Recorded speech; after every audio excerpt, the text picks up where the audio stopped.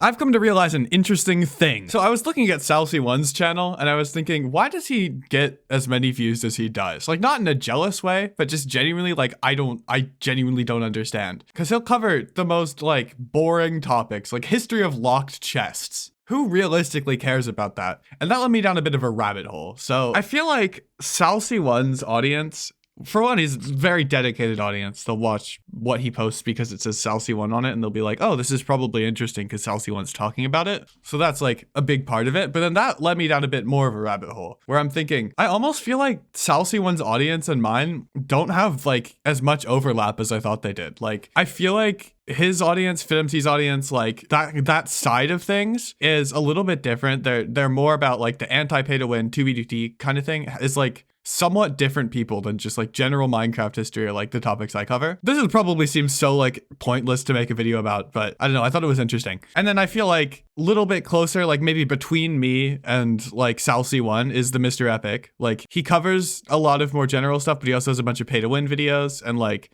it just feels like he's more got that audience than I do. But like, going by, if I hypothetically am in the center of this quote unquote spectrum, I feel like on the opposite end of the spectrum from Salsy1, like on the other side of me, is like skip the tutorial, like very surface level, but still widely interesting to a lot of people topics. Like, it's not necessarily the dedicated Minecrafter is the one watching those. It's more like they kind of played Minecraft once and they want to learn more about it and maybe get into it type of audience. And then like he also kind of hits more dedicated people sometimes. But like, I don't know. I feel like most of you watching probably don't consistently watch Skip the Tutorial. And then like, I feel like BlockFacts hits a little more dedicated of a Minecraft audience, if that makes sense. Like, people who are more dedicated to the game. Because just like his production value is so insane that there's another reason to watch. But then I feel like in between BlockFacts and like Skip the Tutorial and like that side of things is someone like Sipover, at least when he would make documentaries, where they're very wide appeal, but they're still closer to the video essay format. And they're like, he gives a little more opinion. He like goes a little deeper to find things. It's